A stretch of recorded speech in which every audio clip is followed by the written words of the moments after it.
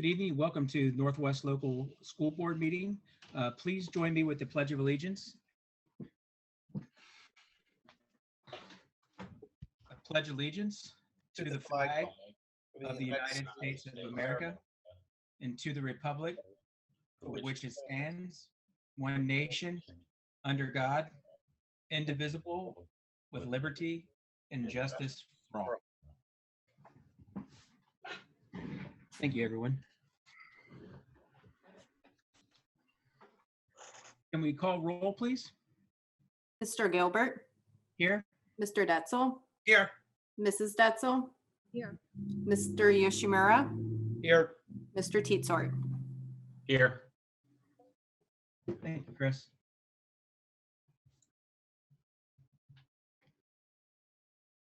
All right, that moves us to 7.1, which is a presentation for our nutritional standards and student wellness. Yes, at this time, I'd like to turn it over to Lisa Robeson, who will give a presentation on nutrition standards and student wellness for our administrative regulations. I believe Lisa. Hello, everybody. Share your screen. Hi, Lisa. Hi, it's not letting me share my screen while another participant is sharing. Hold on.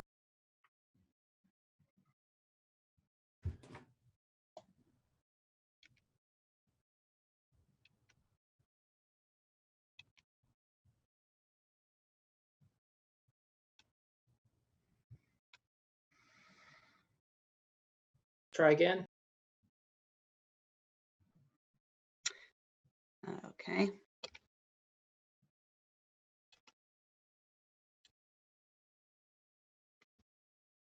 All right. Everybody see it? Yes. Yes. Okay. All right, it's that time of year again. Time for our nutrition standards and student wellness report.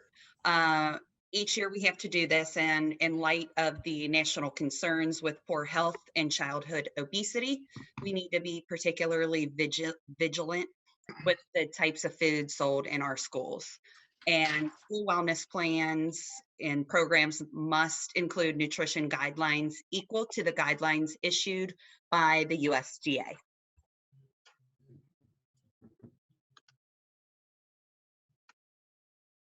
So at minimum, the district's wellness policy is required to have federal regulations for school meal nutrition standards, smart snacks and school nutrition standards, have policies for food and beverage marketing, meaning that only those foods and beverages that meet certain smart snack qualifications are permitted to be advertised or marketed in any of our cafeterias or kitchen.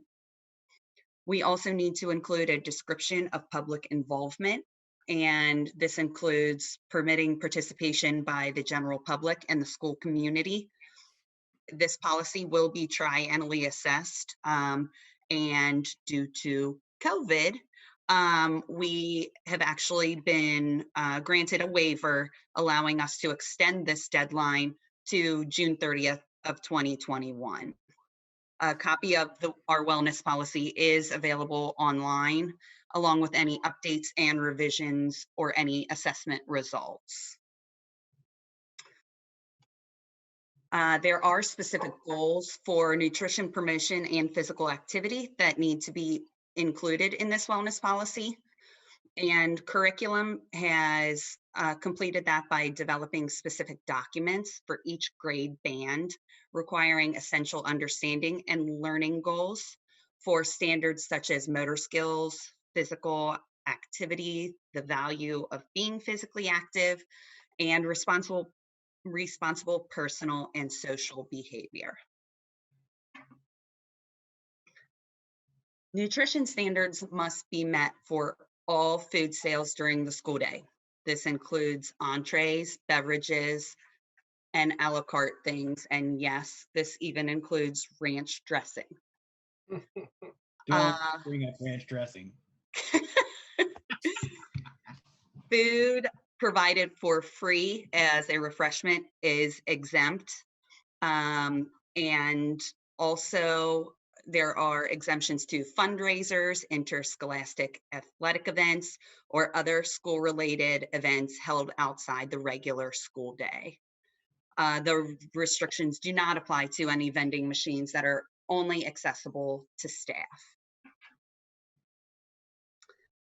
This little chart is a copy of the school beverage guidelines. And as you can see, there is a band for each grade level: elementary, middle school, and high school.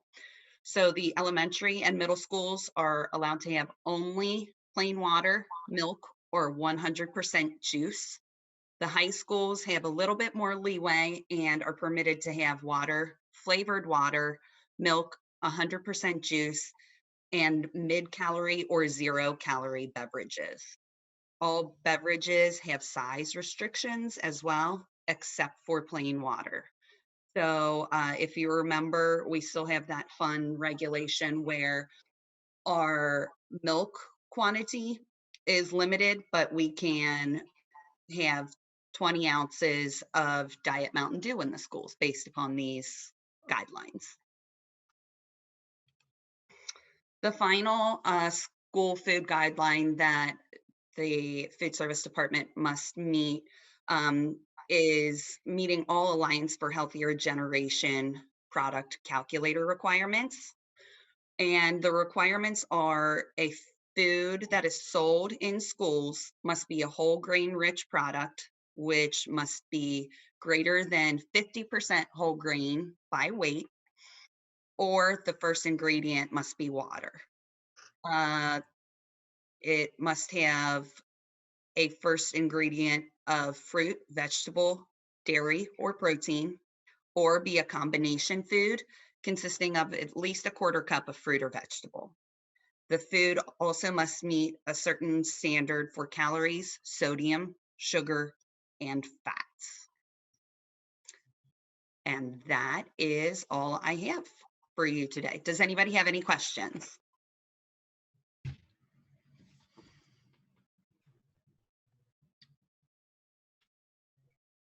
Nope. Nope. All right. Well, I appreciate your time. Have a good evening, everyone. Thank you, Lisa. Thank you.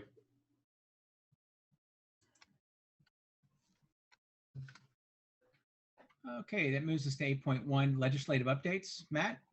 Okay.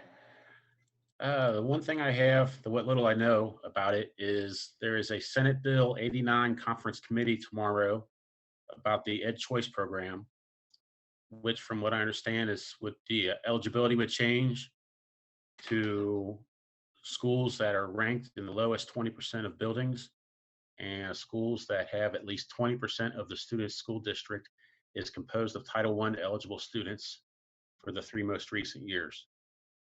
And hopefully I know more at the next December meeting. And House Bill 350 is on the agenda later with Mrs. Wells. You know, Matt, I saw where they're going to try and add a bunch more schools on that Ed Choice list. Did you see anything about that, Todd? Yeah, we did see it. As it stands right now, currently no Northwest local schools would be on the Ed Choice list. So it is another case of where they're trying to sneak something through prior to Christmas break. So, and a lot of it goes to the funding formula also, if that can get through. So a lot of things are up in the air right now, and we're contacting legislators and trying to get some semblance of sanity up there as they all try to sneak things through before everything changes over. Yeah, I saw a letter that the Fairfield superintendent wrote to those guys, Senator Coley and those guys, and I mean, he definitely was not happy with trying to add additional schools to that funding. Yeah, Senator Huffman is the sponsor of this plan. And it goes back to Senator Huffman was just made the head of the Senate. So this all goes back to where he lives in Lima, and the parochial school in Lima Catholic going under and needing parents to have the ability to use Ed Choice vouchers in order to keep that school open. And the other funny part about it is the schools that are now mysteriously popping on the list are those who have a high minority population. And there are still schools on the list that have an A, B, and C on their report card. Like I said, currently as the list stands, there are no current Northwest Local School District schools on the Ed Choice list. So Brenda and I have looked at it today, and we will continue to look at it to see where it goes. But as you said, the list could change, and getting them to give you a concrete answer has been very difficult. But we Okay. will continue to monitor it closely, talk to Mr. Blessing, talk to all our local legislators, and continue to send emails as we go forward. Do you think sending those emails really help out? You know, some will respond, others, I'm not sure they ever read them. All we get is their little assistant who responds back to us. But Yeah.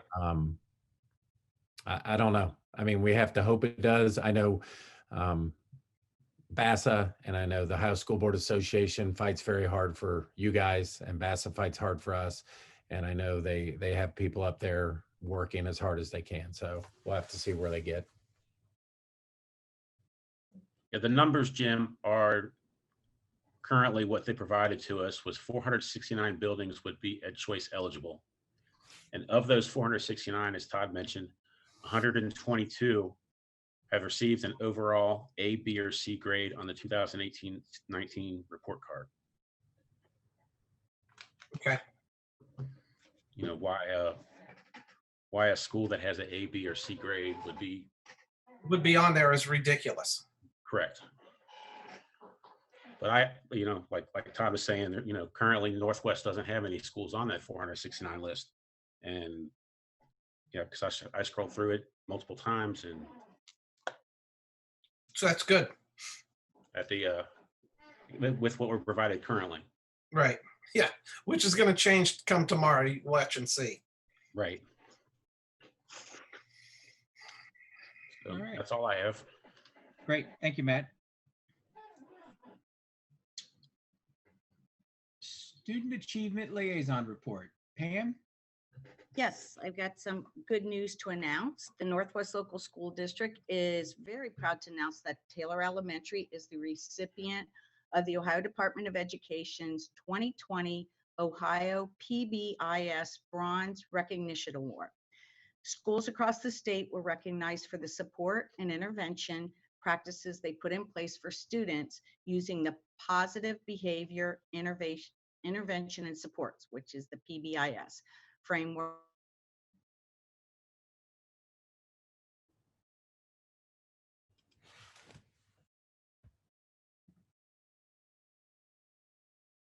Can't hear you.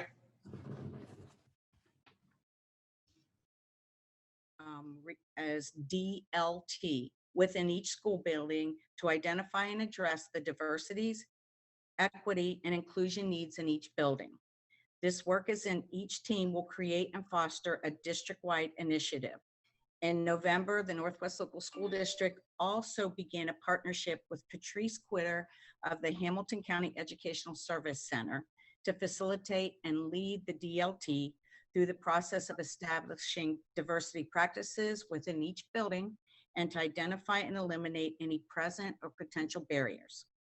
The DLT will participate in a 4-session program titled 1 Degree Shift in understanding race, class, culture, and poverty in the classroom, which will be led by Mrs. Quitter. This program will help our team to explore diversity, belonging, equity, and inclusion. The DLT will then be responsible for working with their building leadership team to implement professional development for all staff for next year. In August, the Northwest Local School District began partnering with the Rice Education and Consulting to increase our diversity among staff. The organization is currently carrying out a diversity hiring audit, identifying metrics to improve our diversity hiring practice. Lost you again, Pam. She probably doesn't realize it.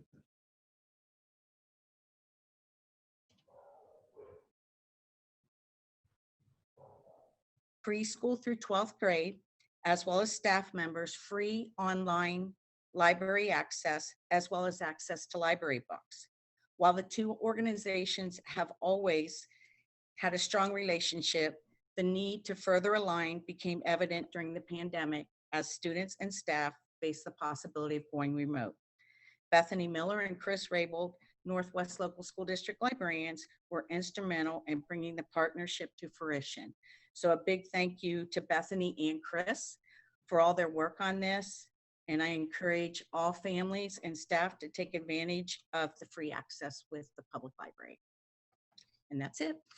Great. Thank you, Pam. Does anybody have any questions? All right, that moves us into Butler Tech update. Jim? Yeah, one thing, I just wanted to thank everybody that represented us in going through the student showcases that all of the students at Butler Tech they had to do. And there was some really good showcases that these kids, explaining what they do and how they learn online. And it was a really, really good job that these kids did. And if anybody had, I don't know if anybody has any favorite ones or whatever. I just I like the one there up at the farm where that one girl was teaching that there was a pig and it was teaching it to sit, and it was pretty cool, like it was a dog or whatever. But it was pretty good how she taught that pig how to do that. And but there was a lot of kids that did a great job on that. So didn't know if anybody else had any or saw any that they liked or whatever, but yeah, they did a good job. Well, I thought the young man who did the masking, and I just want to repeat this, the testing of the mask was exceptional. Yes. And do we still have access to those if other people want to see those? Do you know? Yeah, I think you can go on Butler Tech's website and get that. I'll if not, I got a Butler Tech board meeting tomorrow night, and I'll ask Mr. Graft if those can be accessed. I'm assuming that they're up there on the website somewhere. And I know I mentioned it at the work session, but it was just really, really neat to watch all the kids across the board in all the different programs. You know, we had quite a few Northwest and Colerain kids, but it was neat to see all of them. And if you have the ability to have access, I'd encourage anybody that's thinking about Butler Tech, to hop on there and watch and just see all the different opportunities and choices that you have for the programs. Thanks. Yeah. Anybody else? Okay, that takes us to any reports or comments from any employee organizations, Todd? I did not receive any. Okay. And how about community comments? I did not receive any from them either. Great. And that moves us to the adoption of the superintendent consent items. Okay, for the superintendent consent items, we have several items. The first one is a resolution to designate an alternate individual to recommend employment. It is a resolution to designate alternate individual to recommend employment pursuant to our revised code 3319.07. The purpose of this is to allow the assistant superintendent, which in this case is Daryl Yater, to recommend the employment of any individual that might be of relation to myself. So that is one personnel item. The other is our regular personnel items for hirings and accepting resignations. The other are vendor contracts, all of which were budgeted out of federal funds. And then lastly, or not lastly, another one is our donations to the local school district that we list at every board meeting. And then the Neola board policies that were listed as information at our last meeting and are now being brought back to you for action at this meeting. So the superintendent recommends the Board of Education approve the adoption of the superintendent consent items as listed. So moved. Second. We have a motion and a second. Are there any questions, comments? Hey, Todd, out of that federal dollars, I saw that Mount Healthy and Winton Woods, I don't ever recall seeing us vote on that. Is that something normal that we every year for those two school districts? It is something that is there every year. Chris, do you have the specifics, McKee? I do not. Which one are we talking about? We It are. was just it was just Not for that healthy paving. Woods and So we have the Winton Woods paving, Title I services we are providing to Winton Woods students attending St. John. And then Winton Woods paying Northwest Local School District Title I services to Winton Woods. Jenny, any comments you want to put in there? Our Lady of Grace. Yeah, those, Jim, those are contracts or memos of understanding that we enter into with Mount Healthy and Winton Woods, so that we actually provide the Title I services to the students who attend Our Lady of Grace, maybe St. Ignatius, St. Okay. Bernard's, and then they pay us to provide those services. So those aren't us paying for a contract, we're actually receiving money from them. gotcha. Okay. And so the same thing for North College Hill and Southwest also, Jenny, correct? Yes, exactly. All right, thank you. Okay. Call for vote. That passes 5-0. And that moves us to the adoption of the fiscal consent items. Amy? Yes, so good evening. So first, I'd like to ask the board to dispense with reading of and approve the regular meeting minutes from October 26th and our special work session minutes from November the 9th. Plus, we have our financial reports for the month of October. We have almost $61 million in all funds, with 28 million unrestricted in our general fund. We are at almost 42 million in revenue. Starting to the year, we're at 44%, and our expenditures are just below 31 million, or at 32%. Our investments are decreasing. We're down to 0.62%. And remember, a year ago, we were getting 2.5%. So with the pandemic, the interest rates have bottomed out, and as we have maturities happening and reinvestments, we're not able to invest in the rates that we used to have, and so our average return is reducing, and we are projecting this to continue to reduce for another couple of years. We also have our routine monthly bills, as well as some master facility project expenditures, technology supplies, football uniforms, our instrument maintenance agreement, some pandemic supplies, and auxiliary and grant fund expenditures.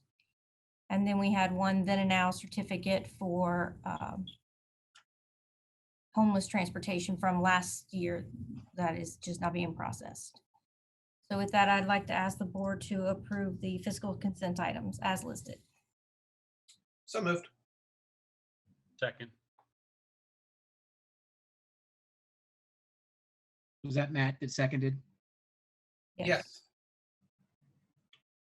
We have a motion and a second. Any questions? All right, we'll call for vote.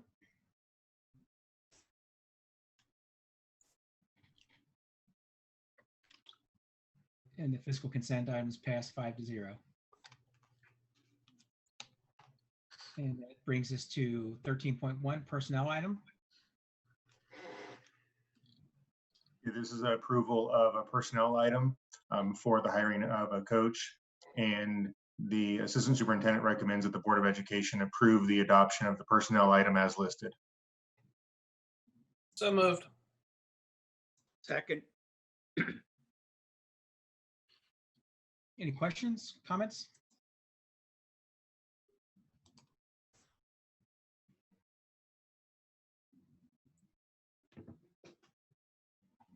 And that passes 5-0. That brings us 14.1, closing of master facility retainage account. Yes, so at the conclusion of our master facility project, the board is required to close the bank account that we had open for the retainage on the project. This account is at $0, and so I ask the board to approve the closing of this project retainage account as listed. So moved. Second. Great. Motion and a second. Any questions?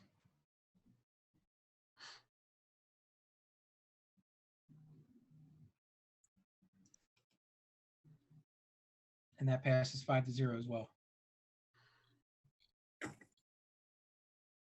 14.2, 5-year forecast and related assumptions.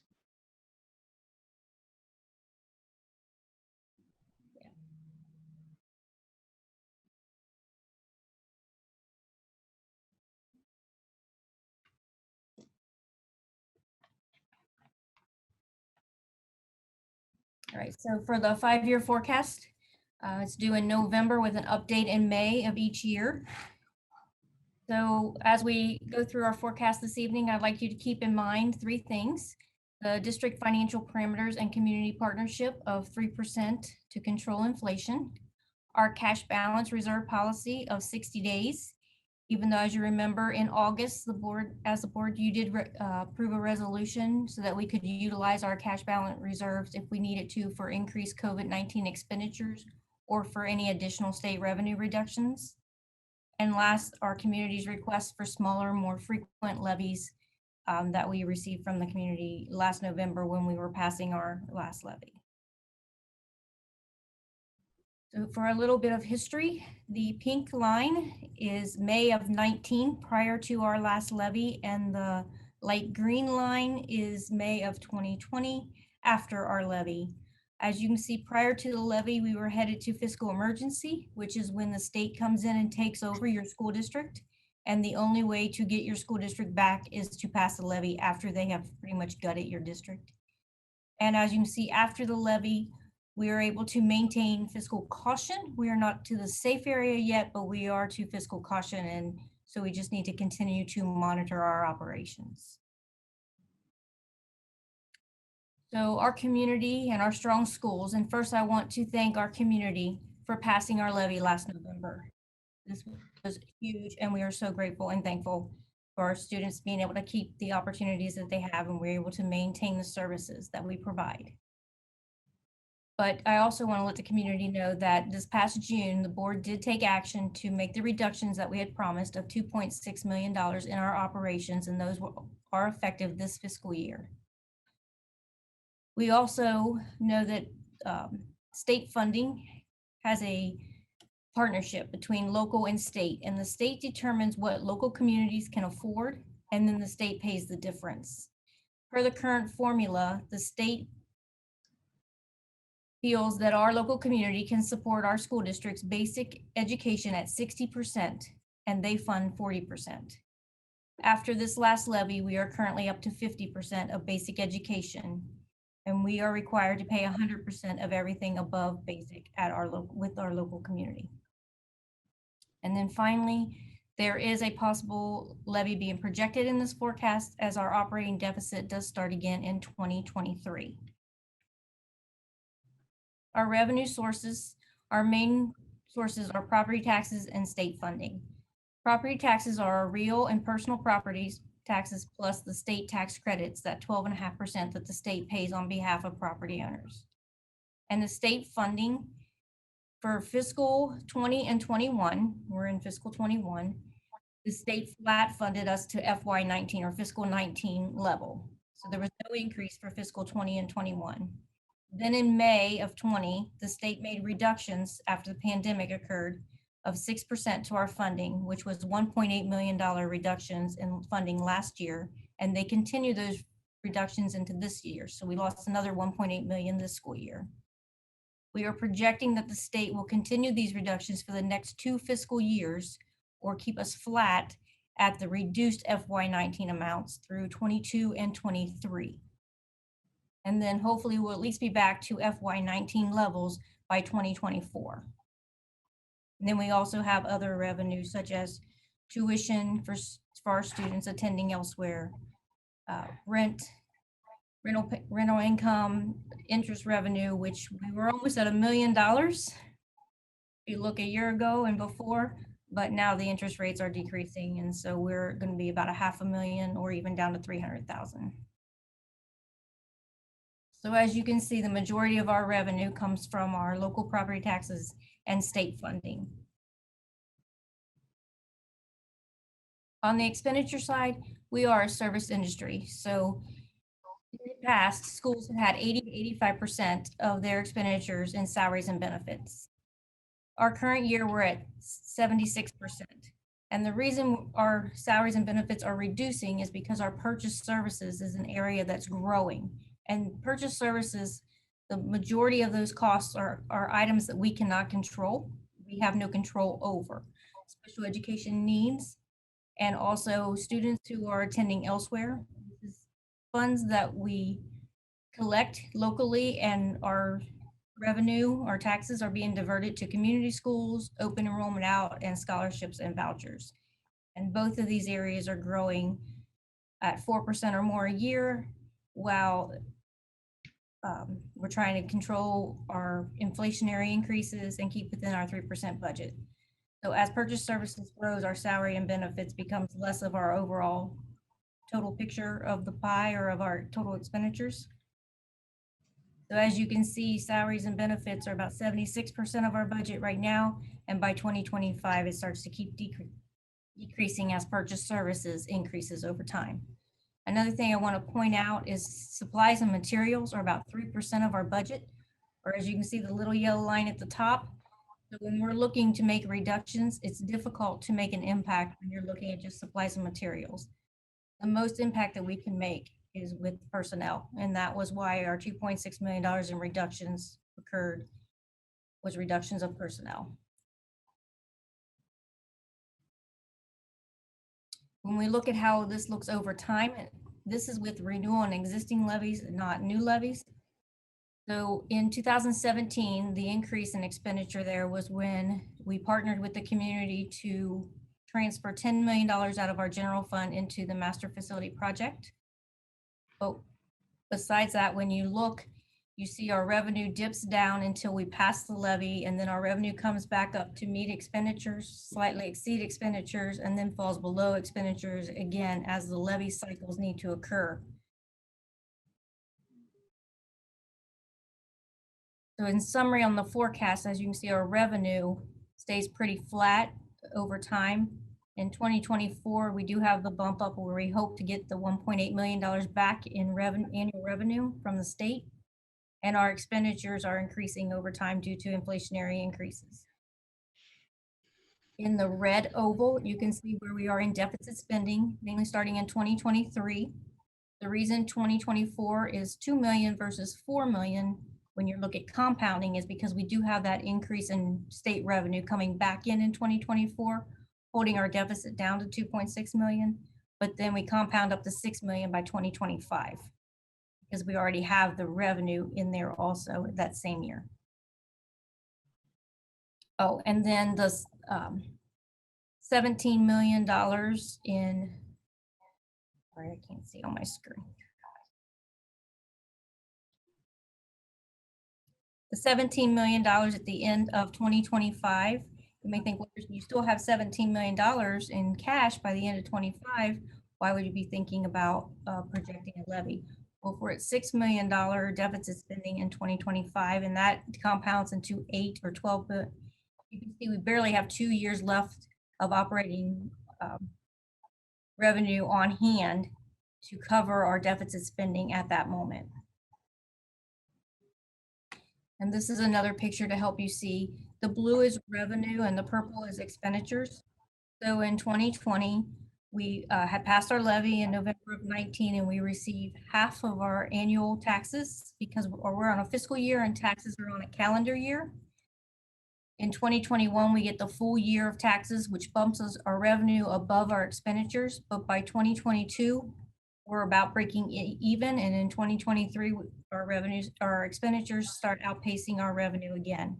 In 2024, that's when the proposed levy would go back on, and half year of revenue would come in, and then 2025 you see the full year of revenue and you start the cycle over again. At the beginning of the presentation, I asked you to think about 3 things. First was our community partnership, our 3% inflationary limit. So as you can see in the past 3 actual years, we had 2.7% of inflationary increase. Our current year, we're looking at 3.16. And that is mainly due to, we also have $1 million of encumbrances from last year that were obligated last year but not paid until this year. So when you take that $1 million off of this year's projected expenditures, we would be about 2% inflationary increase. So we are within our partnership. It's just we have timing of last year's expenditures being paid into this year. Then we're able to maintain below the 3% for the next 2 years, but then years 4 and 5 start creeping up above the 3%. And again, that's as our purchase services start compounding and increasing. When you have that large dollar amount and increasing 4 or more % per year, it does compound quickly. So we got to keep these 2 years on our radar, figure out what we can do with our operations to try to control this and to bring those costs down. The second thing I asked you to think about was our cash reserve. Our cash reserve balance policy, our cash balance reserve policy is 60 days. We are above or at our 60-day policy for the first 3 years, and we start dipping below in years 4 and 5 as we start into that deficit spending. And lastly was the levy cycle. Our community asked us to come back with smaller, more frequent levies when we were out last November. So we're proposing right now in the forecast to say accountable to our community and balanced, that we would need right now this is a 5 mil levy in 2024. Something else to think about is in 2014, our valuation was 1.7 billion, and now it's 1.5 billion. That difference in valuation requires us to ask for more millage now to generate the same dollar amount. The difference between what our valuation was in 14 to what it is today is $1 million difference annually on a 5 mil levy. We receive $1 million, we would receive $1 million less per year than we would have the same levy in 2014. With that, do you have any questions?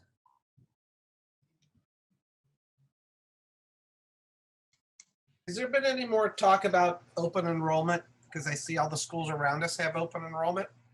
Why would we not look at something like that when we have kids that go to other school districts and we lose that money? Well, remember with open enrollment you also have student teacher ratios. So if we don't have the class size, and our elementaries are pretty packed, our elementaries and our middle schools. So we also have to balance capacity and space with open enrollment. And also with open enrollment, you can't just refuse anybody who say no. So you have to watch that policy. Okay. And when you do open enrollment, it has to be for everybody, K through 12, or can you designate just high schools, or what can you do? You can designate grade levels based on opening, but whatever that opening is, you cannot discriminate on IEP students, regular ed students, or any learning disabilities. Okay. So if someone moves in and has to be placed somewhere else, it might cost the district more money than you're getting for them actually from the state. Gotcha. Okay. Amy, the valuation, what changes the valuation? Is it a combination of all of our assets, bricks and mortar, and all that thrown in there, or what are the guidelines around that valuation change? So the valuation is the valuation of our community. So all the commercial businesses, all the residential properties, and the county auditor appraising every property every 6 years. So Gotcha. The Great Recession decreased property values across the state, and we are just a little slower to rebound than a lot of other areas. Okay.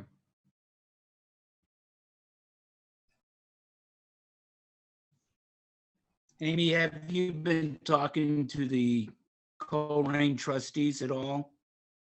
As far as are putting a levy back on, or are they going to come through with any financial, I don't know, aid, I guess, to our district?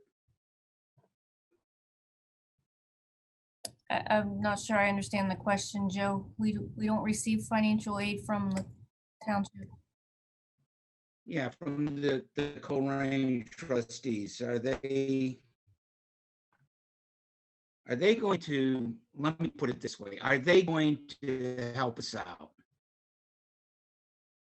If you're referring with the TIFs that we've discussed in the past, the TIFs that Yes, the TIFs that the Yeah. board has approved here recently are 100% keeping the district whole. But we also designated those funds for a K-8 or any additional maintenance or construction that the district would need. okay, and this, you're projecting a 5 mil levy in 2024, is that correct? That's what it would take Or to will that- balance the current forecast. Again, the forecast is a living document and does change over time. And that is 3 years out. But last November, when we were out explaining to our community our need for our levy, we did let our community know that we would need another levy in 2024. Hopefully not sooner, could be later, depending on state revenue. Again, we weren't expecting last November that the state would cut us $1.8 million a year for 4 years. So that 5 mil that you project to put on the 2024 ballot, that could be adjusted up. I mean, it could increase from Yes, 5 it could mils. increase. It could change to a different year. Nothing is official until the board takes action to vote to approve a levy to put on a ballot. This is just a projection to show the board and community where we are and what it would take to stay within our financial parameters and policies. Okay, thank you. This is not official. It's not officially on the ballot yet. This is projections and planning. When is the next valuation by the county auditor? Isn't it coming up soon? Yes, we should be receiving it. Usually in December, we receive it for 2020, which was an update year. Thank you.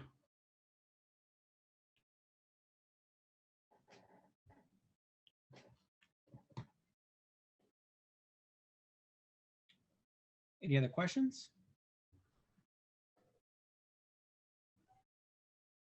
All right.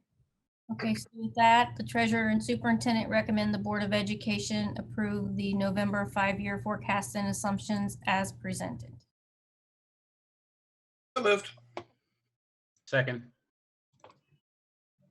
Motion and a second. Call for a vote.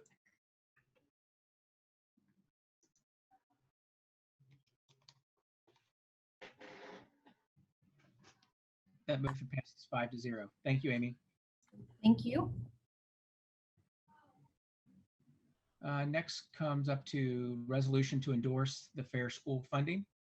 Yes, so finally, I ask the resolution to endorse the Fair School Funding Plan as introduced by the Senate Companion Bill as a substitute to House Bill 305, and to encourage the General Assembly to expedite the passage of this bill. Based on the simulations of the Fair School Funding Plan, Northwest Local School District would receive an additional $7 million per year. However, this is a 6-year phase-in right now as it's presented. And more importantly, it would keep our local dollars here that are currently being diverted elsewhere. So as tax dollars that our community approved, passed, and we have been collecting since the 70s, 80s, and 90s, as community schools, scholarships, and vouchers have increased over time, those tax dollars have now been diverted and sent elsewhere, and we are no longer keeping those dollars that we used to operate on here at the district. With this fair funding formula, it would allow the state to pay those districts directly, and we would be able to keep our local tax dollars here at the district. This also gives a formula that we can count on and project and plan with. Right now, the formula changes every 2 to 4 years. Otherwise, it's flat. 09 was kept flat to almost 2007, 16-17, and now we're back to flat funding of FY19 or fiscal year 19, and then that's even been reduced, and we're looking at that through 2024. So we really do not have a funding formula that we can count on and plan with. So by passing this, we'll at least have a formula in law that we know what it is and we can project and plan with it. So with that, I recommend that the Board of Education approve the resolution to endorse the Fair School Funding Plan as listed.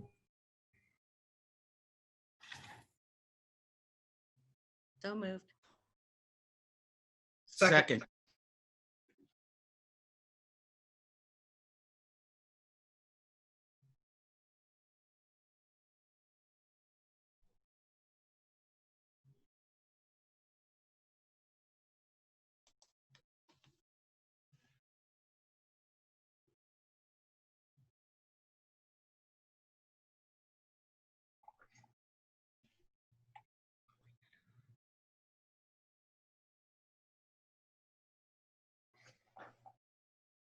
Did Mark say something? Because I didn't hear him. Curriculum and instruction. Thank you, guys. Thanks, Amy.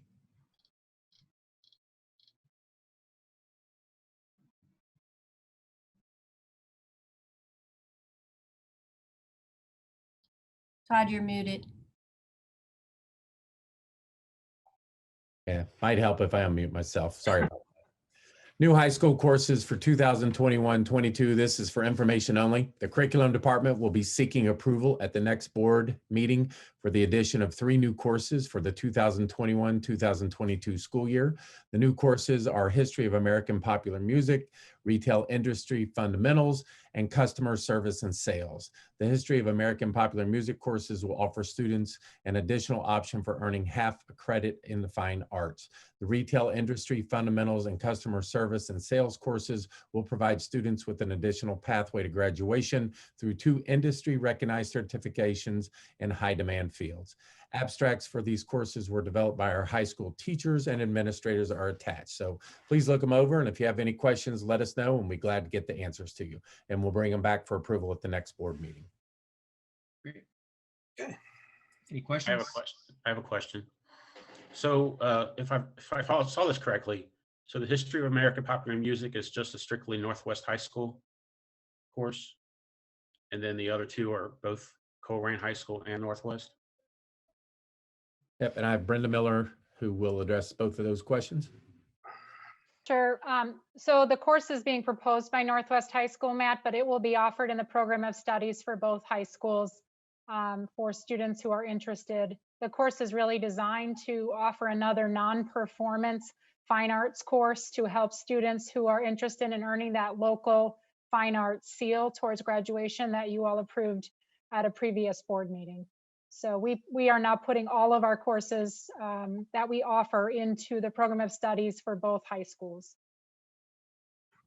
All right, thank you. Sure.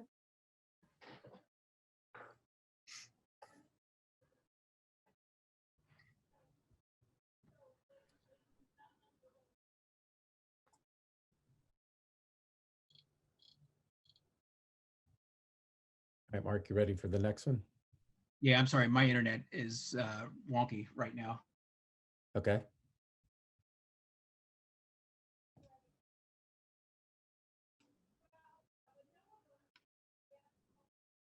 All right, for the superintendent's update, I'm going to share my screen and we are going to go over the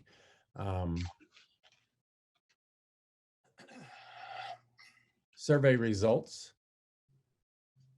And let me pull this up here. And what we're going to do is we're going to have Jenny Blust and Brenda Miller go over the results and the updates of responses that you asked for at the last work session. So at this time, I'm going to turn it over to Brenda Miller and she will update the results and what we have from the survey. Good evening, everybody. So at our work session last week, we went over in detail the results of the family, staff, and student surveys. These surveys, again, the purpose was to give us information and to guide us in making recommendations related to our instructional models and offerings for the second semester of this school year in light of the pandemic. At the last board meeting, the board asked us to go back and make a concerted effort to get more staff participation, in particular on these surveys. As I shared with you earlier, all 3 of the surveys were reopened. So the staff, student, and family surveys are all open for responses. And we urged our staff strongly, with the support of our building administration and our department heads, to encourage more staff to participate. So at the last meeting Monday night, a week ago, we had 50.1% of our staff who had responded to the survey. I'm pleased to inform you that as of this morning, we are up over 76% of staff participating in the survey.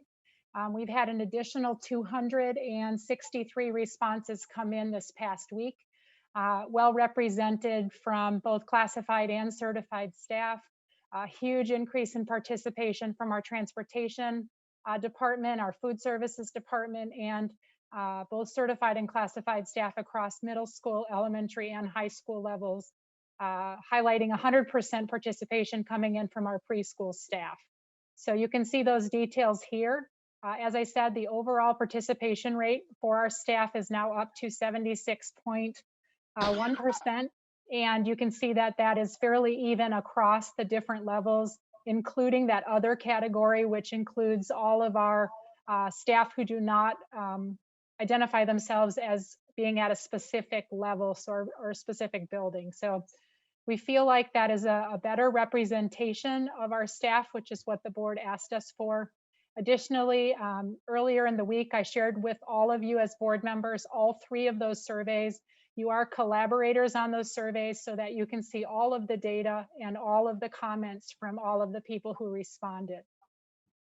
We quickly wanted to review tonight in particular, since we had a large increase in staff participation. We wanted to review for you just some of the key areas that are going into our recommendations related to safety protocols and instructional models for the second semester. First one, the question related to how satisfied are you with the safety protocols that are in place, specifically related to social distancing, masks, and cleaning protocols. Remember that this scale was 1 extremely dissatisfied to 5 extremely satisfied. Todd, if you'll keep scrolling. So what you see in these charts is you see a representation on the left-hand side with the gray bars that represents the data as of this morning. On the right-hand side, you see the blue, shades of blue that indicate what you looked at last Monday night. I'm specifically going to focus on the staff, but we are continuing to collect and record responses from our families as well. So if you look at this particular question, you can see that the trend and the pattern is very much the same with those additional 263 responses. Overall, we still see that the majority of our staff is reporting that they are extremely or somewhat satisfied with the safety protocols that are in place. I say majority because that number is, as of this morning, 57.7%, with 18.3% reporting that they are somewhat or extremely dissatisfied. So the rest falling in the kind of that middle neutral category that we talked about quite a bit last week.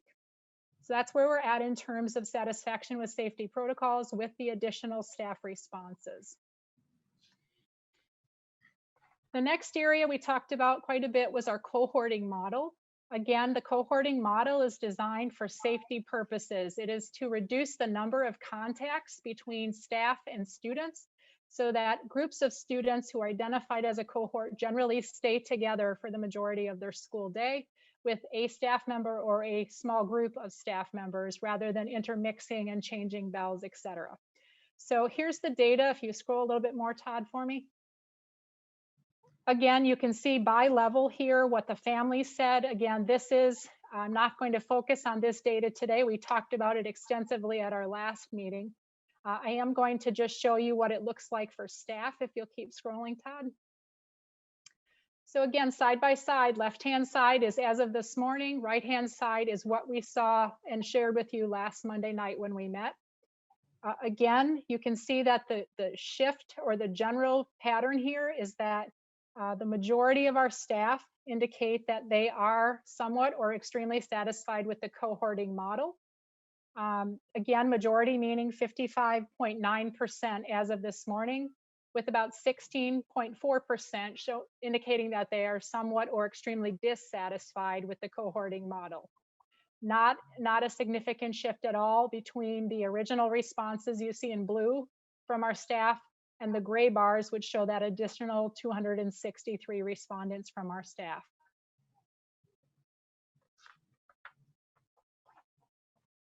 Okay, this next question was about social distancing.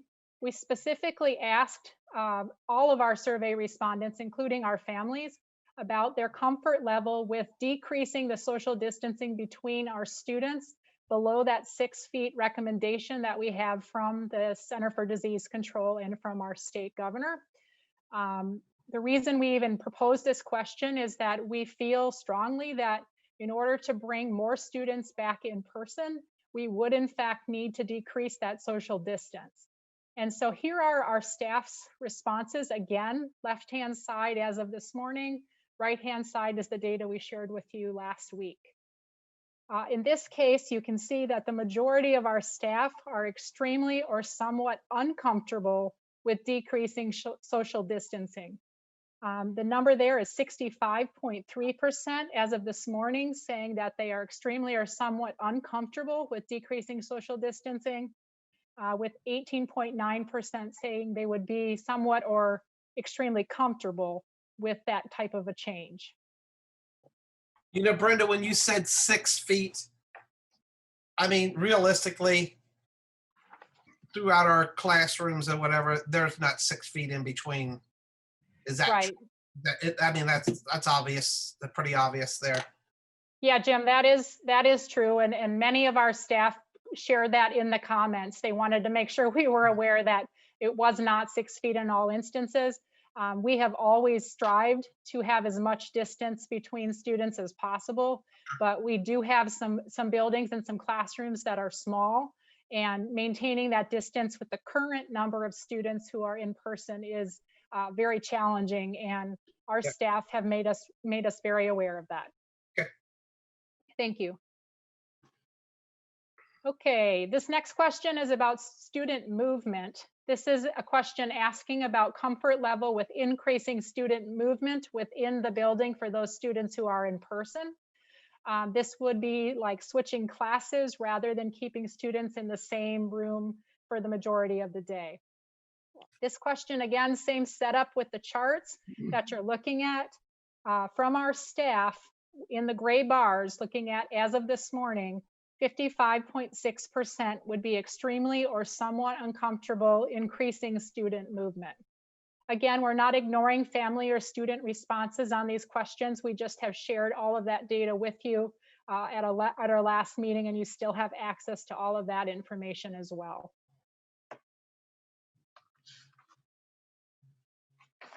Okay, Todd.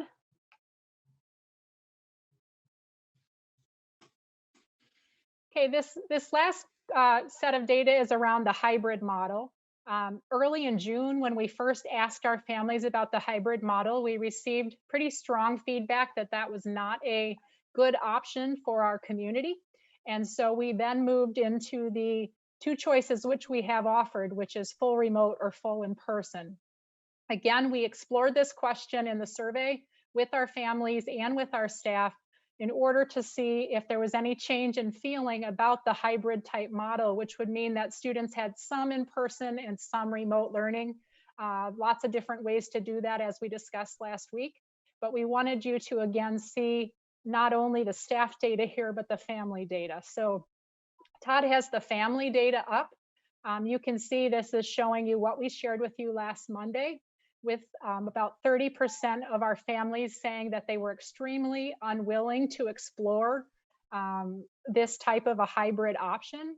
And that number stayed consistent even with an increase in responses from our families over the last week. And then the next chart will show that data from the staff perspective for the hybrid model. Again, no significant change here, but what we notice with the staff data is that there really is not a clear preference.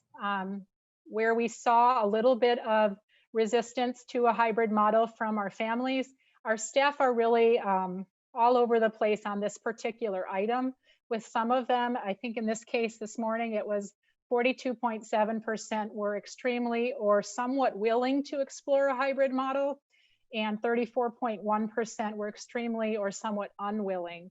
That did vary when we looked at it by high school versus middle school versus elementary, with our middle school and high school being a little bit more interested in exploring that model. But again, no consistent pattern here for staff, and leaning more towards an unwillingness from our families and our community, particularly at the elementary level. We're going to switch over to Jenny Bluss now, just like she did last week when she really did a nice job of summarizing comments from the family survey. Tonight, she's going to do a summary of what she found in going through with us all of the comments we received from our staff. Thank you, Brenda. Good evening. Last week, I was able to take a really close look at the family surveys. And I want you to know that with additional questions or the surveys being filled out by a family, I did take some time to review some of those new comments, and just wanted to let you know that I did not see any new themes. Everything that was in the new comments from our families were things that we had already discussed and had already been said and talked about. So I did take some time this week to look at our staff comments, and there were about 3 areas that we looked closely at in the staff comments. The first one was regarding cohorting. Brenda shared the data on how our staff felt about the cohorting models, but we did ask the question of our staff, what were the pros and cons? What do you like about the cohorting? What concerns do you have about the cohorting? So in terms of pros, our staff mentioned things like low class sizes, that make personalized instruction a lot easier with our students. They're seeing that in the cohorting models, without students moving around so much, there's less transition time and less lost instructional time. They feel like they have the ability to know their students and their families a lot better. And they're also saying that we did meet our goal of less student and staff exposure and easier contact tracing. Finally, they comment that the management of their classes is much easier because the classes are smaller and there's less student misbehavior to deal with on a regular basis because of those small class sizes as cohorting. Some of the concerns that our staff expressed about the cohorting models, just the lack of socialization for our students. We're all concerned about that. They said it's very hard for students to be in the same class, the same room all day long. It's very confining. They expressed a concern that with the teacher cohorting, that now that we're having more and more staff absences, that it's requiring us to break those cohorting rules. And so some of this feels like it's kind of in vain. We've done all this cohorting, but now we're having to break it because we're in that situation where there's nothing else we can do if we want to keep our schools open. They cite, in the last couple of years, we have worked really hard to provide our teachers with common plan time because we feel like it's a very good practice. It's a best practice. And they're citing the lack of common plan time is something that they see as is detrimental to their practice. Less opportunity for intervention services. Students are not able to see a lot of those intervention providers like they used to. Teachers are teaching out of their areas of licensure. Our special area teachers aren't being able to teach special areas. They're in regular classrooms. We have 4th grade teachers maybe teaching 3rd grade or 2nd grade. While it's allowed, it's not what we really want. And then the same thing that our families expressed, that our teachers see a lack of live face-to-face instruction at the high school level, and they're very concerned about that. The next area that we looked at comments about were 2 areas. One is safety and cleaning and communication. So we ask our staff to provide any feedback that they have related to safety and COVID communication. So the first one was safety. First of all, I want to say that overall, the comments that I read, and I read a lot of them, clearly reflect an overall sense of fear that our staff is experiencing related to their own health and the health of others. I mean, it was just an overriding sense of fear that I felt in the comments. So of those who are dissatisfied with the safety and cleaning, on that survey, there was a group of people who were very dissatisfied, not an overwhelming percentage, but there were a percentage. There's a perception that our custodians can't keep up with the cleaning and sanitizing to the degree that our staff thinks is necessary. So people commented that, we think that, the room should be disinfected and cleaned every time, we leave, or, different things. And they just feel like the custodians can't possibly keep up with that. Is that true? Is that true that they can't keep up with that, or what are they supposed to do? Say when the class is empty at the end of the day, do you go in and disinfect that particular room or all the rooms, or is it every other day, or what is it? I personally cannot answer that question. Chris McKee would have to share information about that. At the end of the day, each class is being disinfected. What some are wanting is that every time the class leaves the classroom, that it is disinfected. So you only have so many custodians. And when you look at absences and trying to get subs and to replace them, it sometimes gets like it does with transportation. You only have so many subs and you only have so many people coming in. But as we've said, when we can't keep up with the cleaning and the supplies, of which we have tons of supplies, Daryl and Chris have worked very hard to rearrange custodian schedules and put more in during the daytime. But we are cleaning the classrooms at night, touching every room, and doing more during the daytime to make sure they are clean. When I'm in a classroom, whatever that classroom is, how many times are me and the rest of the kids, how many times are we leaving that classroom and then coming back? It would depend. Each classroom could be different. How many mass breaks are they taking? How many bathroom breaks are they taking? Lunch, so on and so forth. It could be different. And I will comment that I think that Chris and his staff did a great job during those informational sessions that we just had recently to explain some of the cleaning and sanitizing protocols that we have. So those people who attended those sessions or read the information could have gotten some really good information about what our protocols are for that. Okay, to keep going.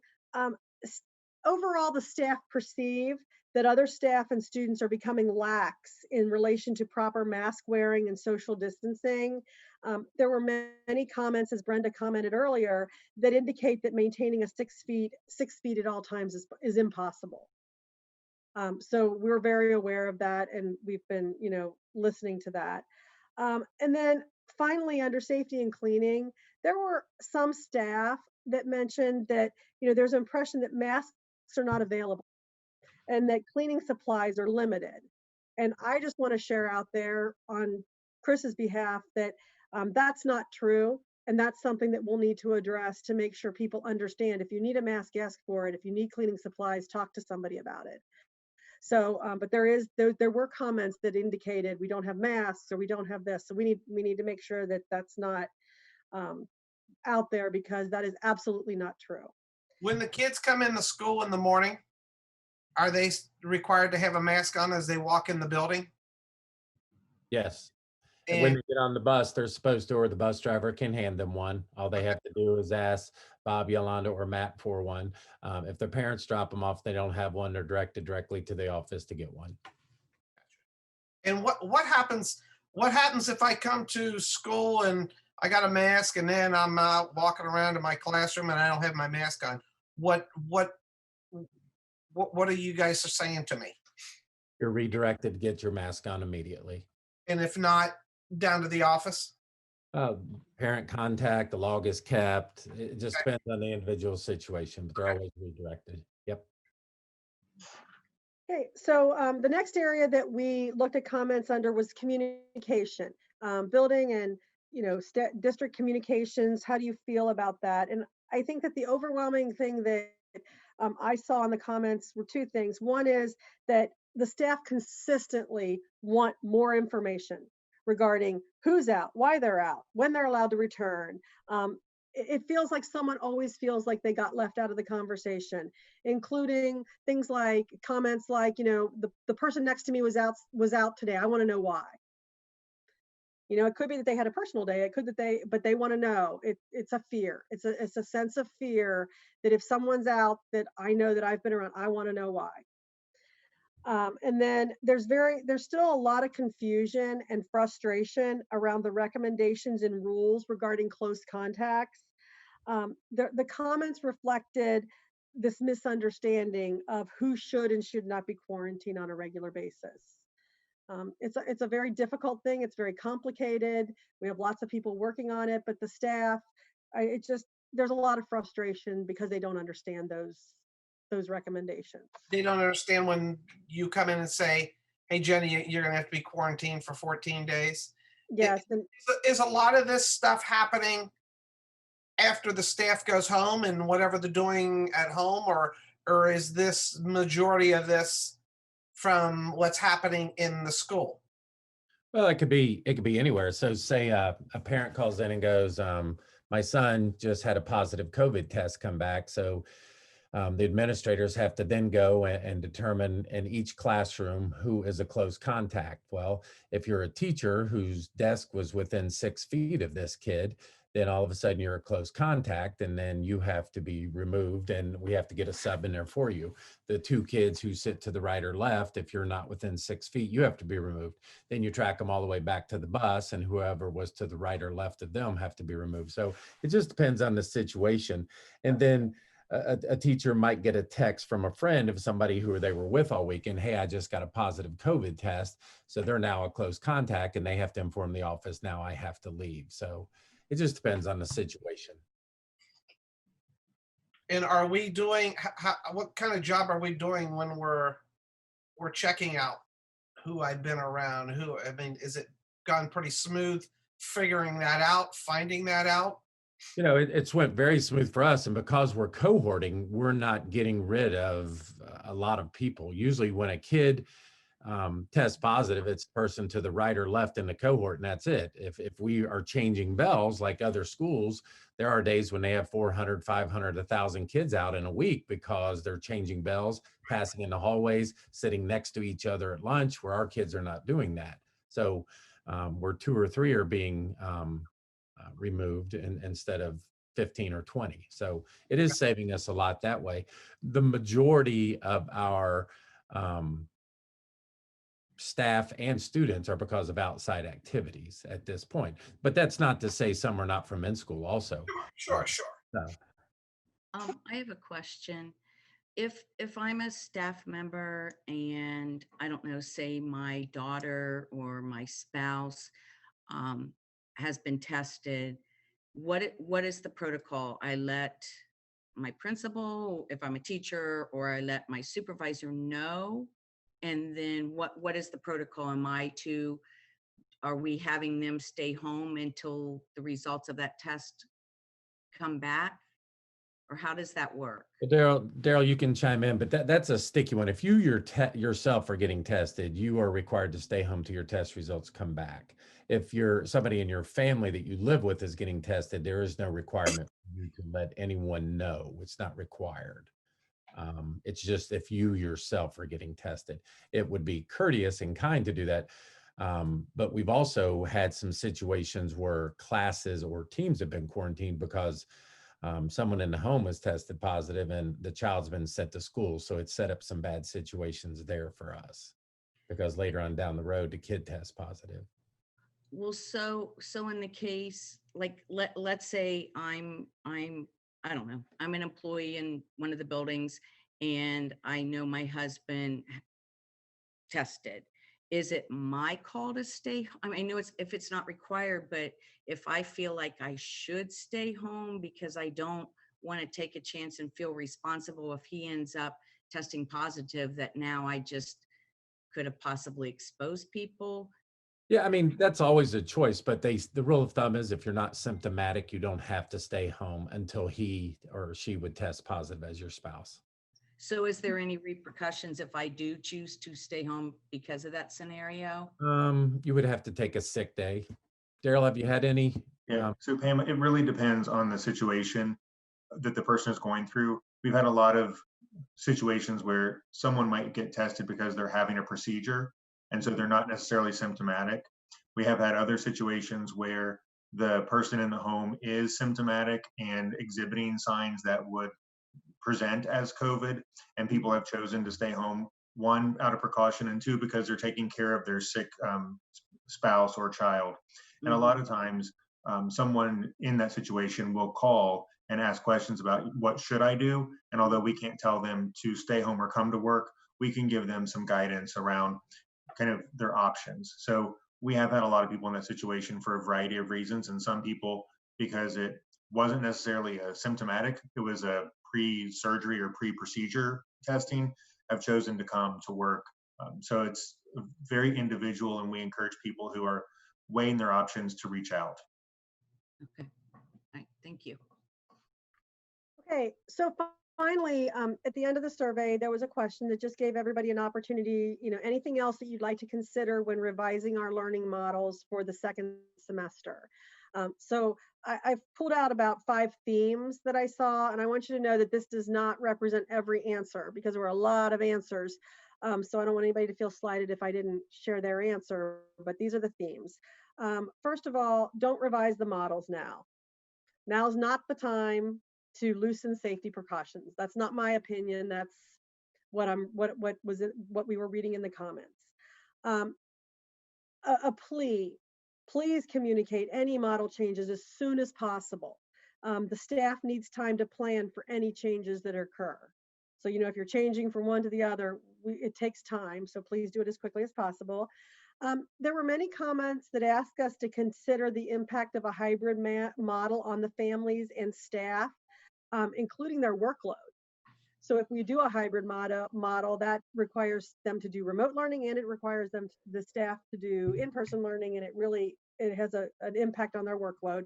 But there were a handful of comments out there that indicated, hey, I'm willing to try a hybrid model. There's a general concern about the impact of staff absences right now due to COVID and the ability to continue to operate in person. People saying things like, I just don't know how we're going to keep doing this. The more staff that are out, the more difficult it becomes to run our schools. And then finally, just that same thing that came up in the family surveys, people saying, please find ways to provide performance arts and specials in person. Our kids need these things they're important to our kids. Please try to find a way. And then also, please try to find more opportunities for our kids to move during the day, and get outside. It's just hard to be in a classroom in the same place all day long. So that's what I have for the staff. I hope that that's helpful. Very much so. Yeah. Any other questions for Jenny?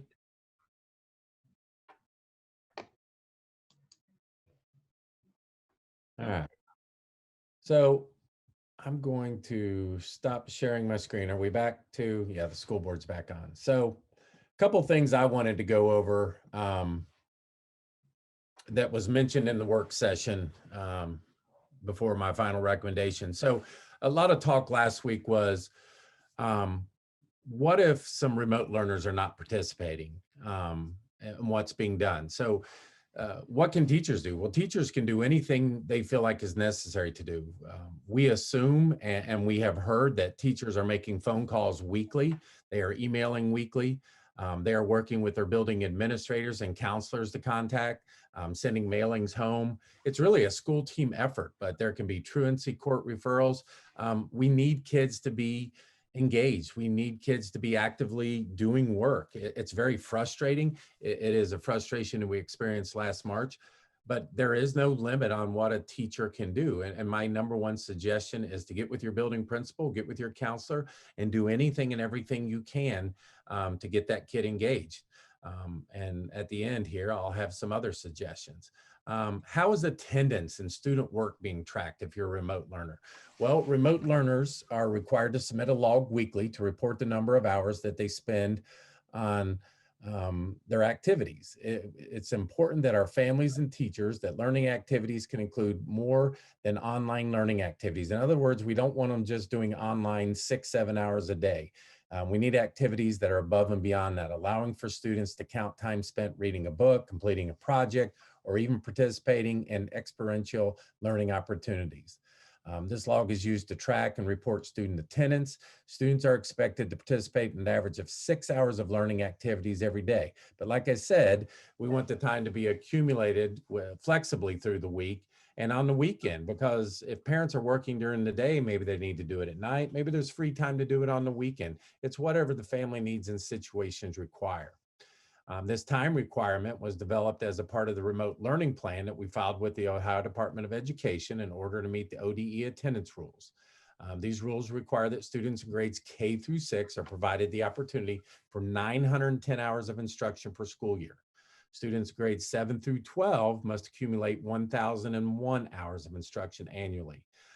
A day of absence is reported for each increment of 6 hours for which a student is short of a weekly requirement. Our teachers focus to ensure that students are learning. We are relying on our students' families to keep track of and report student attendance. If a student or family were to fabricate hours of their attendance log and not complete assigned learning activities, then this would be reflected in our overall course grade. Is it possible that students or a parent is not putting accurate information on a log? Yes, it's possible. The teachers are going to know best because they're going to see the quality of work that's being done. And that's where it's important to get with the building administrator and to address it immediately and to do your best to get them to get engaged in school. That's very important. So with everything we've seen through the survey, knowing that. Can I interrupt and ask a question? Right ahead. Yep. Any Okay. questions about remote? Good point. So totally agree. I totally understand what you're saying, that we don't just want them sitting on the computer and given some flexibility, reading a book, doing a project, etc. But would you ever see a time that we would have, let's say, elementary students that never ever get on any Zoom with their teacher when the teacher's doing the online Zoom? They never do that at all, but the parents, send in a log. That what would we do in that case? How could we not count them absent if they never attended any Zoom at all? Oh, we would count them absent, but I don't know what purpose we're solving. And Brenda, feel free to chime in here, but if the parent's not making them participate in the Zoom and learn, then they're not helping their kid achieve anything. Oh, I agree. And that's what we gotta hold the child accountable and hold the parent accountable and work with the school administration to do whatever we can to get the kid actively involved, because we're not doing anybody any good if the kid's not participating in the Zoom. That's where the learning's going to occur, especially at the elementary level. I mean, I wholeheartedly agree that ultimately the one that's going to be hurt the most is the student. I just got some feedback that building level wasn't allowed to mark anybody absent in that case. And just, I could see where that would be frustrating, because I mean, we expect the kids that are going to school every day, if they're not at school, they get marked absent. So even though I like the idea of the flexibility of the reading a book and the projects and stuff, that we have to do something. And I do believe all the staff's working, doing everything they can to engage. But if there's kids that aren't getting on at all, and if they're young kids, it's not them, it's their parents. That, I mean, at the very least, they should be marked absent. And I'm not sure what else. I don't know what the answer is, short of a walking in the house and yourself, which of course we can't do that. So I don't know. I just got several questions with that and wanted to make sure that I was answering it correctly. Yeah, Brenda, any comments you'd like to make about that you've heard from elementary principals? Can't hear. Can't either. Nobody can hear you, Brenda.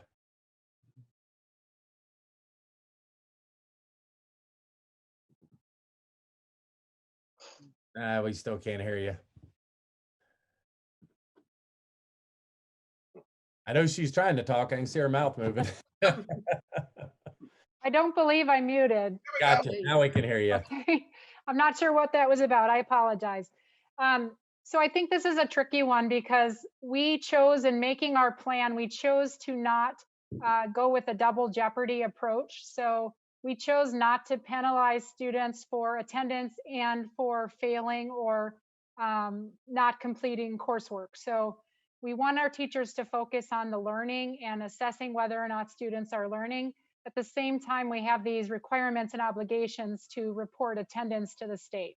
I think it's really important that in our eagerness to make sure that these logs are submitted, that we are not in any way encouraging families to just fill them out and put something on it if it's not in fact truthful.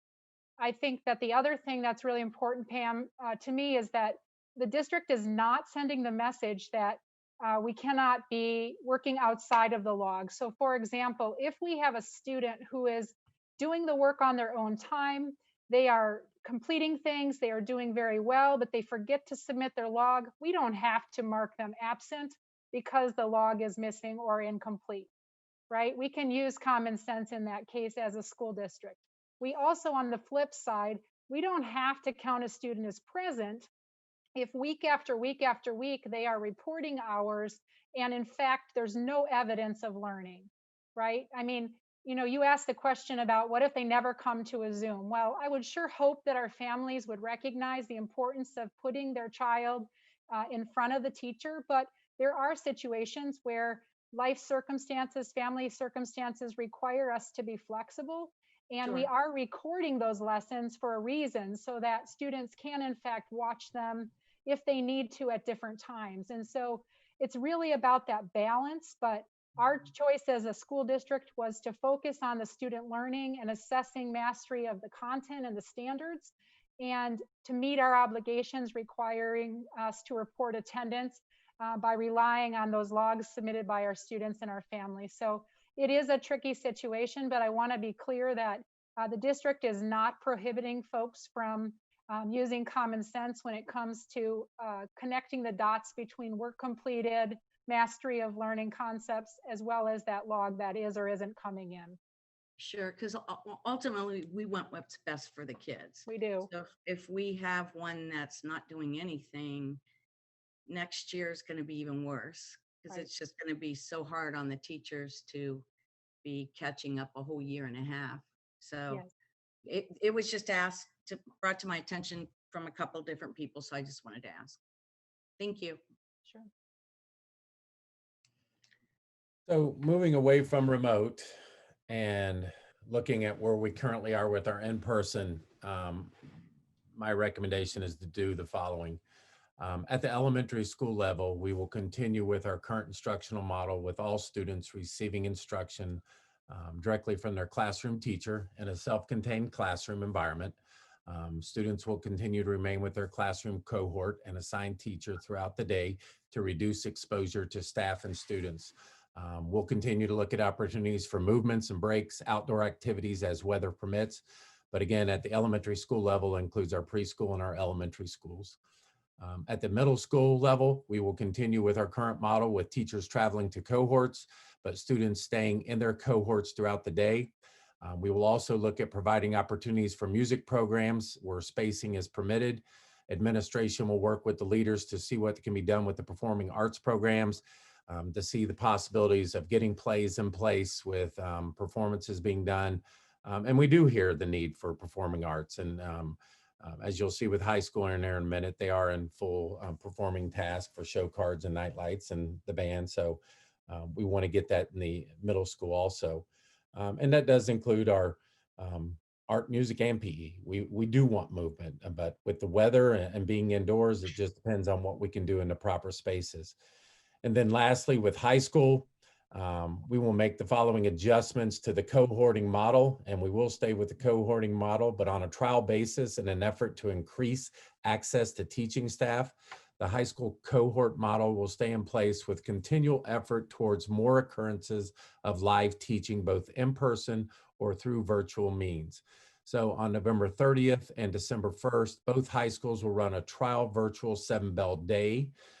Each teacher will have a Zoom meeting for their scheduled bell that they would normally teach in a 7-bell day.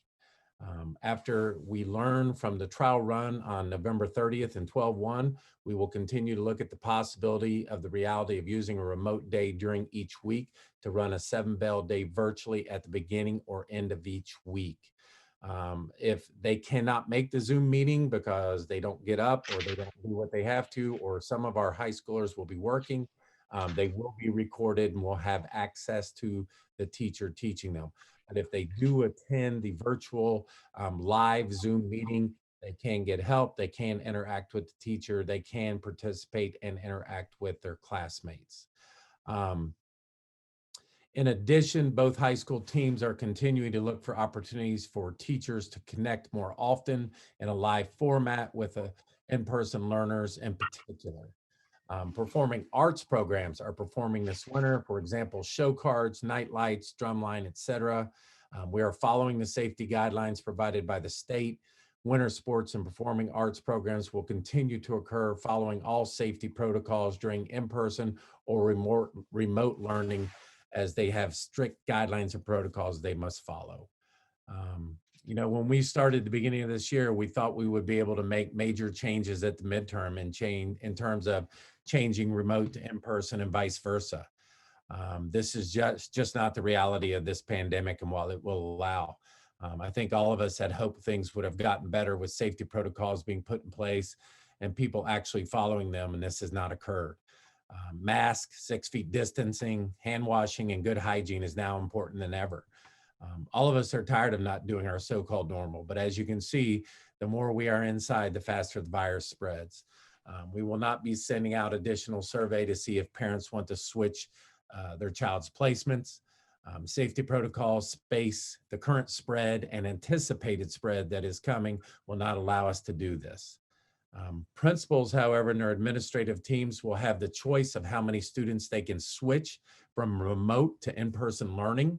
If a principal feels that they have the space and can maintain adequate distancing and safety protocols, they can contact parents who have requested a change.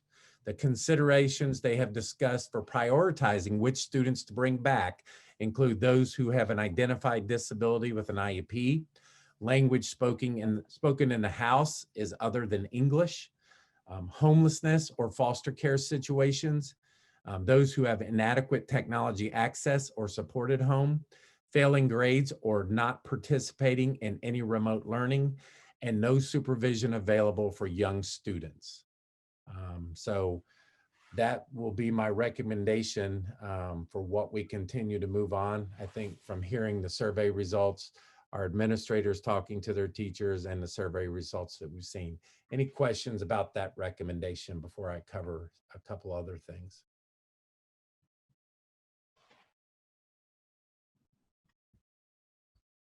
I do want to cover a couple other things that are starting to pop up that has me very concerned. In October, if you read the Enquirer today and you listen to the news, we're at roughly 1,000 cases per day. If you look at November 11th, we spiked at 5,874 cases. If you look at November the 12th, we had 7,100 cases. November 13th, last Friday, we were 8,100 cases. Saturday, we were 7,700 cases. Sunday, we were 7,800 cases. Today, 7,200 cases. So we're seeing a steady increase over the past week. Last week, our staff and students positive cases, Monday, we had 4 positive cases. Tuesday, we had 7. Wednesday, we had 1 for some reason. Thursday, we had 7. Last Friday, we had 11. This weekend, we had a total of 8. So for 1 week, we had 38 total positive cases on a disease when we started talking about it in September and October that kids weren't going to get it. Versus previous weeks of 1 week we had 22 cases, 1 week we had 15, then 13, then 15. So we're now at 38, so we're almost doubling anything we've seen before. As you all know, Colerain Elementary is currently closed for 2 days due to a lack of staff. We hoping to reopen Wednesday. Other schools are opening, but I start to wonder how much Superman and Superwoman we can do. We've got kids sitting in large groups in gyms and cafeterias due to a lack of staff. And there's a real possibility that some more schools are going to have to shut down. So the reality of where this disease is going is it's really starting to spread in the community. I don't know how to personally stop it except to ask, plead, and beg that people follow the guidelines that are out there, avoid large gatherings, wear your mask. It does work. It really does work. Schools are some of the safest place to be, but we can't be in school if we don't have the staff. We can run schools without students, unfortunately, but we can't run school without our staff members because we can't cover our classroom. So I don't know what the future brings, but we're getting really worn down with trying to cover with anybody and everybody. There was a couple schools last Thursday and Friday where there was no administrators in the office because they were out teaching classes all day long.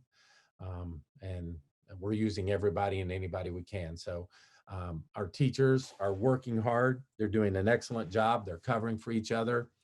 But you know, they are required to work during the day, and they are working during the day, but they also go home and they have families that they have to tend to also. And so we are keeping close contact on what the cases are doing. They are exploding right now. And they're exploding because of things that are happening out in the community. So I just please ask that everyone do their best outside of the school setting to wear masks, keep socially distanced.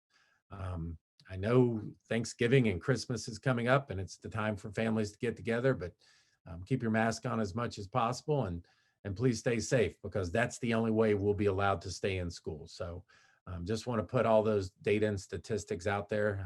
If you don't believe me, they're on the Hamilton County website and they're in the paper every day. So that'll be my recommendation. I'd be glad to take any questions the board might have about that. If not, that's all I have. Todd, I have one question. Have we mobilized any of the AO staff to help fill in if we have a need in one of the schools? Yeah, if we need to go out, we can go out and help and cover. We go out into buildings. We have Kiva and some of us who are organizing the contact tracing to go on every day. But when you look at what we're doing in our staff, for example, we had 4 secretaries out today because of things we can't talk about with HIPAA, but we're also covering our office and the phones that are going on internally in our place also.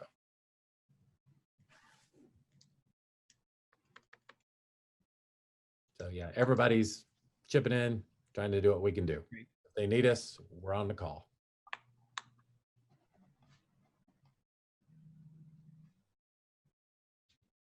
Any other questions? I just have a comment that I like the idea of the trial with the high schools and trying to have more teacher-student interaction. That's one of the things I would like to see the staff to try to do, to have more teacher-student interaction, and even like you're discussing with the idea of Zoom meetings remotely, but even on the regular days when they're in person, that more teachers, not move the students around, but have a teacher go to a student that might be in need of, in-person interaction for some reason. Yeah, we heard loud and clear from the survey, the high school parents, and Jack and Joe are working with their administrative teams and with Dustin and Brenda. And the teachers come up with the ideal about the 7-bell remote day. And so they are listening to their staff and they are being creative with what they can to get more interaction and more one-on-one. Yeah, Matt, good comment. I was getting ready to say that when you made that comment, but yeah, I think that's a good time to try that for a couple of days and see how that turns out. Jim, you had asked about like the tracing and that, and Yeah. having a daughter at the high school. Unfortunately, I've been part of 2 of these situations now, and I will say that both times I've worked with the nurse there, and it's been very thorough. I really feel like they cover the tracing really well. Probably it's so much more intimate, I think, than maybe even the county health department, because they're laying eyes actually on the kids and they're getting a lot more feedback. So I will say from personal experience, I feel like the the algorithm that they do to once there's been some type of exposure is very thorough. Good. I mean, that's good to know. Yeah. Todd didn't hear from me, right, Todd? So it was obviously okay. Okay. Any other questions or comments?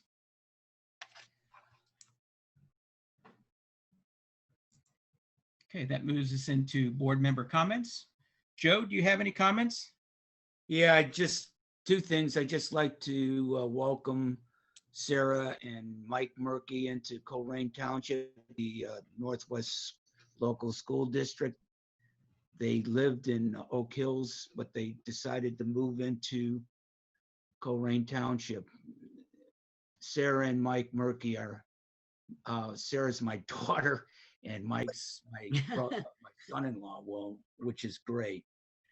The second thing is, I want to wish everybody a happy and safe, happy Thanksgiving to everybody, and please wear your mask and stay safe. That's it. Thanks, Joe. Pam? Yeah, a couple things. First of all, I want to thank everyone who worked on extending the time for the employees and families to turn in their surveys. I think that's awesome that we got 263 in 5 days time. So great job on that. I just want to clarify that my frustrations wasn't the result of the survey. It was the percentage of the survey, a survey that is so important that truly affects all the students and the staff. And I'll speak for myself that I think it's hard to make the tough decisions on what's best if we don't have your input. So thank all of you that did provide that. And Jenny, I think you did a great job summarizing everything. And I know you well enough to know that you read every single comment. So thank you. The other thing I want to say is to the staff of the buildings that have closed. I don't know if people realize that you might not get that call till 8 or 9 o'clock at night, depending when they're trying to figure out, because I know we don't want to close buildings unless we absolutely, it's our last resort. So for your creativity to flip that switch and know all of a sudden, instead of being in the classroom, you've got to be remote that next morning, even though you're tired from the day of, and most of you have families and you're working with your kids at home as well. Please know how much we appreciate it and know what a difference and an impact you continue to make each and every day on all our students' lives. So we need to stay safe. We need to keep all of you safe. So I know it's got to be hard, and scary, and frustrating, but thank you for everything that you do. And then finally, as Joe mentioned, I just want to wish everybody a safe and happy and hopefully stay healthy Thanksgiving holiday. I hope that you get at least a nice 4 days, 5 days to try to take a breather and enjoy your families, and absolutely wear those masks. Thank you. Thanks, Pam. Jim? Yeah, I just want to echo what Pam and Joe just said. I mean, all those comments. And my biggest thing is just everybody be safe and wear your mask and wash your hands and social distance. And hopefully we can get through this and get those numbers that Todd just read off. Those are unbelievably high for our county.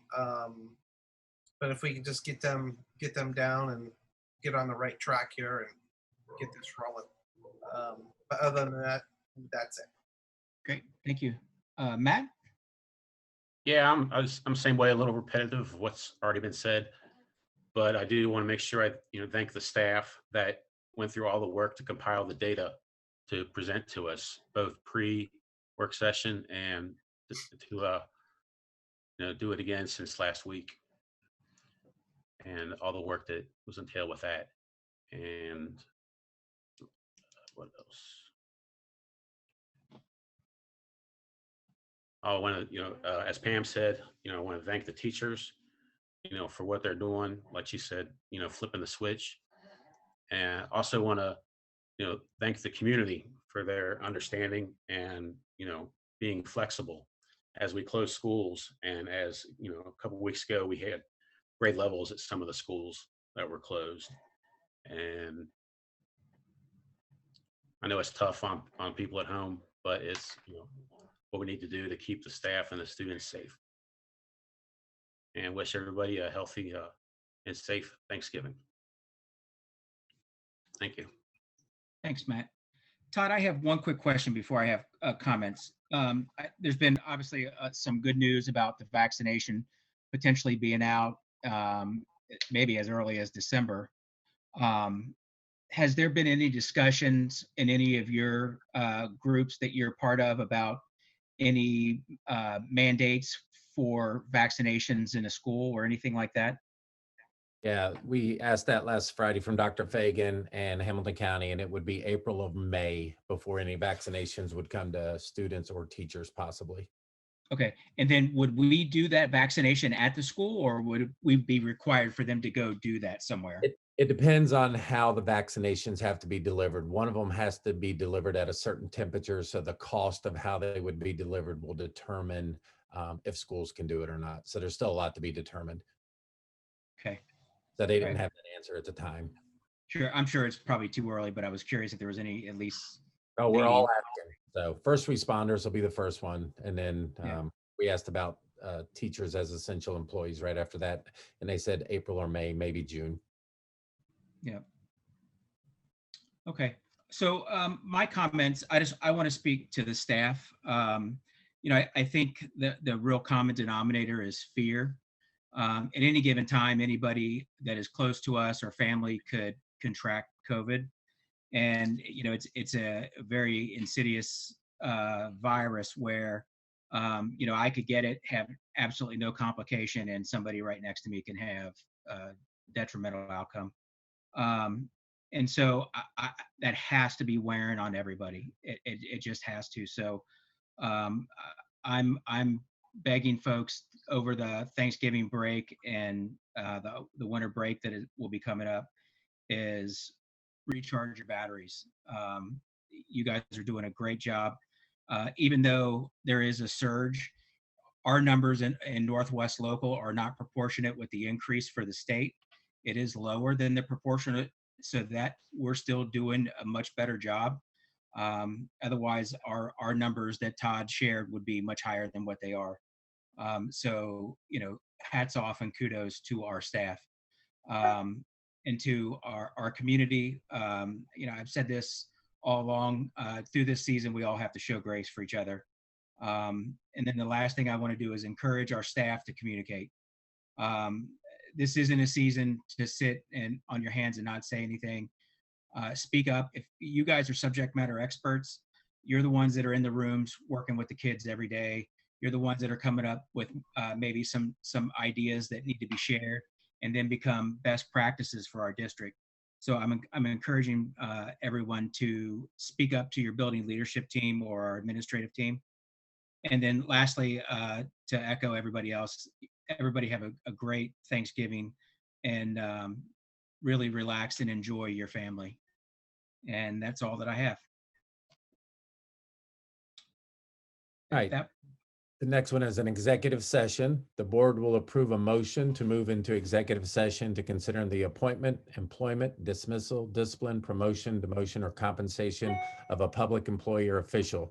The superintendent recommends the Board of Education approve the motion to move into executive session as listed. So moved. Second. There's a motion and a second.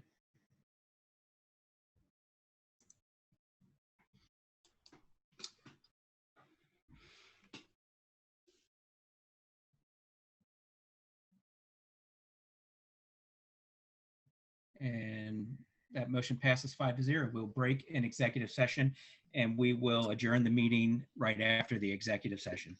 And no other voting will occur at the end, correct? Great. Just so they know. Okay.